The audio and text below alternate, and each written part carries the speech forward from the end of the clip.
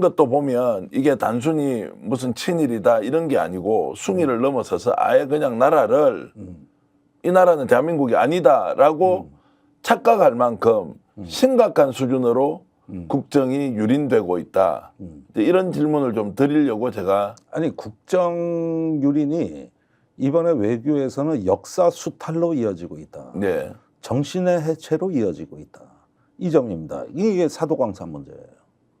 이거는 자, 일본 정부가 강제 노동은 없다. 또 강제징용도 없다. 다 모집에 의한 거였다. 그리고 법에 의해서 했다. 이렇게 얘기를 합니다. 그래서 이번에 사도광산을 그 세계 유네스코 문화유산에 등재를 하는데 한국 정부 동의가 필요하거든요. 근데 우리 정부하고는 어떤 그 역사적 사실에 대한 표현도 협의한 적 없다는 거예요. 그러면은 강제동원 문제는 다 빼는 걸로 이해했다는 거지. 이게 일본 정부 입장이에요. 그리고 실제로 빠져. 이번에 뭐 어디 향토 박물관 저기 그 사도광산에서 한 2km 떨어진 데다가 그 방한칸에다가 조선인 노동자 뭐 해가지고 그 일부 전시물을 넣었는데 거기도 뭐 강제 노동이라는 게 아예 거기에는 없다는 강제라는 말이 아예 없고 예. 열악한 노동 환경이라고 돼 있어요. 네. 열악한 노동 환경. 근데 실상은 뭐냐면은 우리 할아버지들 1,500명이 거기 끌려가서 감금 상태에서 그 저기 강제 노동을 하고 거기는 몸이 크게 다치거나 병들지 않으면 나올 수 없는 곳이에요. 그러니까 탈출하다가 저기 두들겨 맞는 걸 봤다. 이것도 한국 지식인들이 밝혀낸 게 아니라 90년대에 일본의 학자들이 밝혀낸 거예요. 일본의 그 한 승려가 그때 사도광산의 조선인들한테 연초지급 내역이라고 해서 명부가 쭉 나와 있는 걸 본 거예요. 그걸 보고서 이제 조선인 명단을 최초로 끄집어낸 거고, 우리 대법원 판결은 일본 정부가 그 저기 위안부와 노동자를 강제로 징집해서 본인 의사에 반해서 지금까지 운영해 왔다는 게 우리 대법원 판결의 그 내용 아닙니까? 그랬는데 이렇게 되니까 일본이 우리 법원 판결을 인정할 수 없다 그러면서 어떤 짓을 했냐 하면은 2021년에 모든 중고등학교 교과서에서 식민지 시대 조선에 대한 강제 수탈 동원 이런 내용을 전부 빼버립니다. 그러면서 일본 정부의 공식 입장이 강제 동원은 없었다로 입장이 정리가 된 거예요. 이게 2021년이라고. 그러면 이게 공식 입장인데 이번에 사도광산을 유네스코에 등재할 때 강제성은 없었다는 거는 당연히 일본 정부 입장이고 이건 삼척동자도 다 아는 거예요. 근데 우리 외교부는 이런 일본의 어떤 우리와의 협의는 없었다고 하는 게 사실이 아니라고 하면서 뭐라고 얘기를 하냐면은 2015년에 군함도를 유산으로 등재할 때 그때 강제로 동원됐다는 표현을 일본이 인정을 했고 그거를 전시물에 표기하기로 약속을 했기 때문에 이번에 구태여 또 협의할 필요가 없었다. 그때 합의를 준용했을 뿐이다. 그리고 보도자료에 보면은 어떻게 돼 있냐면은 일본하고 협의한 거에는 일본은 2015년 합의를 준수하고가 아니고 그때 합의를 명심하고라고 돼 있어요. 네. 그래가지고 근데 2015년에 그 군함도를 세계유산에 등재해 놓고 우리한테 강제로 동원됐다는 표현을 넣기로 거기 전시물에 하기로 해놓고 지금까지 약속을 안 지켜. 안 지키고 있죠. 그 9년째 약속을 안 지키는데 이걸 뻔히 아는 우리가 그때 그 약속을 믿고 이번에 협의를 표현 안 해줬다. 저 협의를 안 했다. 이건 일본 정부 마음대로 하시라고 한 거거든, 이게.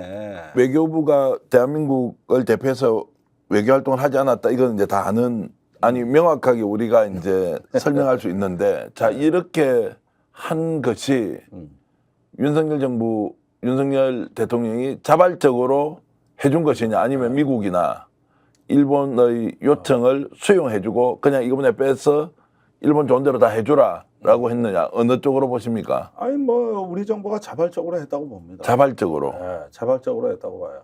그러니까 이걸 보셔야 돼요. 이게 이런 일이 가능하냐 이러실 수 있는데 이번에 이진숙 방통위원장 인사청문회를 보시면은 그 위안부 문제라든가 징용 문제에 대해 견해를 밝히지 않겠다고 답변을 맞습니다. 하죠. 저런 역사관이나 태도는 말이에요. 과거 10년 전에 이명박이나 박근혜 정부 때는 불가능한 공직자 자세입니다. 그때 보수 정권이라 하더라도 그 이명박이 뼛속까지 친일이라 그랬잖아요. 그 이상득 의원 얘기가. 그 시절에는 공직자의 저런 의식이나 발언은 그 시절에는 불가능했어요. 그 시절엔. 그런데 예. 지금은 달라졌어요. 지금은 그런 사람들이 대부분 공직으로 가고 있다고. 그러니까 10년 사이에 이게 뭐가 달라졌느냐. 과거엔 보수도 용납 못하던 신종 세력이 권력을 잡은 거예요. 그게 뉴라이트 세력입니까? 뉴라이트인데 뭐 그렇게 따지니까 뭐 뉴라이트라고는 있어 보이지만 이거는 이스라엘의 네타냐후, 네. 헝가리의 빅토르 오르반 이런 어떤 정권하고 거의 동급의 성격이고 프랑스로 얘기하자면 르펜 당수가 대통령이 네. 된 거예요. 그 현상이 한국에서 일어난 거라고. 극우 또는 전체주의 이런 데 경도돼 있는 사상. 그렇죠. 이제 정치 집단이 세상을 그 선거 이번에 네타냐후 총리의 미국 의회 연설에서 지금 가자 지구 전쟁은 성과 악, 문명과 야만의 전쟁이라 그랬어요. 세상을 이렇게 완전히 반으로 쪼개버리는 그런 어떤 연설을 통해서 딱 봤을 때 저거는 정치인의 연설이 아니라 제가 보기엔 성직자의 연설이거든. 그러니까 이게 이런 급들의 이제 윤석열 정부가 왔는데 이거는 보수 정부가 아니라고. 이게 이명박 정부나 박근혜 정부에서 이런 장관이 있다 그러면 용납했겠습니까? 네. 그땐 다 잘랐어요. 그래서 이명박 대통령 독도 방문한 거고 박근혜 대통령 천안문 막로 올라갔던 거 아닙니까? 그리고 일본의 아베 총리하고 역사 논쟁 했잖아요. 그 시절 같으면 이건 24시간 안에 파이어예요. 그런데 이게 지금은 어떻게 됐냐면은 그 보수 정권과 180도 다른 신종 권력. 그러니까 어떤 그 보수 내에서조차도 금기시했던 극우 정권이 등장을 한 건데 이런 경우에는 통상 유럽같이 이번에 프랑스에서 나타났습니다마는 이런 극우의 등장을 저지하기 위해 보수당하고 좌파 정당이 연합전선을 핀 거죠. 야, 이런 그러니까 말씀 들으니까 정상적인 나라라면 네. 내가 아는 대한민국이라면 저런 윤석열 대통령과 그 아류들이 장관급 공직자가 되는 걸 막기 위해서 철천지 원수같이 지냈던 국민의힘 일부와 민주당이 연합을 해서 막아내는 겁니다. 그게 이번에 프랑스에서 벌어진 일이야. 네. 그리고 이탈리아에서도 결국 실패했지만 그리고 옛날에 2차 대전 때 노르웨이가 나치 우익이 제일 센 나라였어요. 그런데 그때 보수와 진보가 손을 잡고 나치의 집권을 막아낸 거예요. 네. 그리고 독일은 실패한 거예요.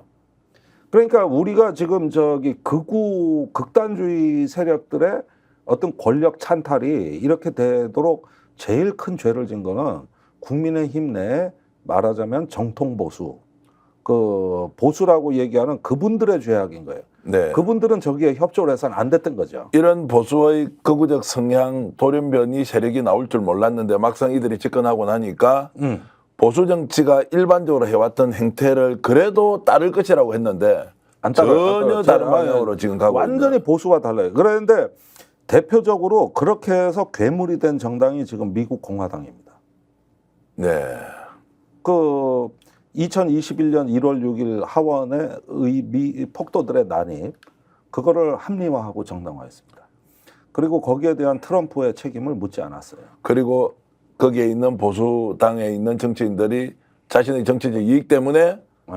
언급하거나 비판하지 못하는. 비판하고 다 입을 다물고 예. 심지어는 어디까지 갔냐면 그때 트럼프가 블랙 라이프스 매터 그러니까 흑인 생명은 소중하다는 그 흑인 시위대에 백인 남성이 총기 난사한 적이 있다고 그걸 영웅시했다고. 지금도 뭐 거기에 공화당이 따라간 거예요. 그러니까 공화당 자체가 극단화된 거죠. 그러면 지금 우리 국민의힘은 어떤 상태냐? 미국 공화당이 되기 직전 단계예요. 그리고 예. 한동훈이 약간씩 틀고 있는데 한동훈 대표가 틀고 있는데 제가 보기엔 그 방향성이 뭔지 모르겠어요. 자, 그래서 지금 이런 희귀한 정치 세력 극우 집단이 오고 그리고 트럼프를 닮아가고 있다. 이제 이런 상황에서 이게 아까 처음이다.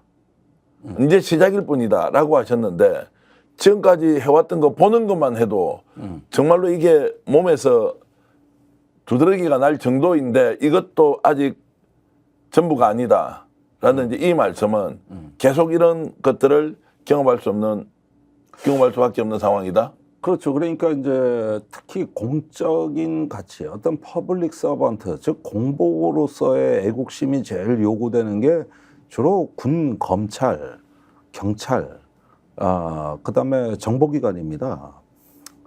그리고 거기에는 그에 합당한 대우를 해주고 보상을 해주면서 우리가 국가 엘리트로 육성을 해왔는데 이런 데서 이제 사건이 터진다는 건 굉장히 심각한 신호입니다. 이번에 해병대 수사단을 초토화시켰고 항명죄로 처리했지 않습니까? 그리고 경찰에서는 수사 열심히 하던 사람을 좌천시켜 버렸지 않습니까? 그다음에 군 정보사에서는 이런 사건이 터지지 않았습니까? 아니 그냥 놓고만 보시라고. 뭐 제가 긴 해석이 필요합니까? 이게. 단도직입적으로 질문 드릴게요. 아. 혹시 독도 문제까지 뭔가 심각한 수준으로 끌고 갈 수 아니 있습니까? 독도 문제를 윤석열 대통령 임기 중에 해결해야 된다고 지금 일본 언론이 난리가 났습니다. 일본 언론이. 아니 그 일본에서는 그렇게 얘기하는 거고 정말로 아니 근데 일본 언론이 얘기하면 되더라니까. 특히 상케이는 물론이고 중도적 언론까지 그러는데 독도 문제는 재작년 3월 5일, 작년 3월 5일 날 윤석열 대통령이 일본에 처음 방문해가지고 기시다 총리하고 면담할 때 그날 그 자리에서부터 나온 얘기예요. 독도 폭탄주 문제는. 맞았다는 그 맥주 긴자거리에서. 먹고 저 오므라이스 먹은 날 네. 그날 그 자리에서부터 나온 얘기예요. 기다렸다는 듯이 나와요. 실제 우리 국민들이 독도 문제까지 걱정을 해야 됩니까? 걱정해야죠. 저 나중에 저거 갖고 어떻게 또 말아먹을지 어떻게 합니까 지금?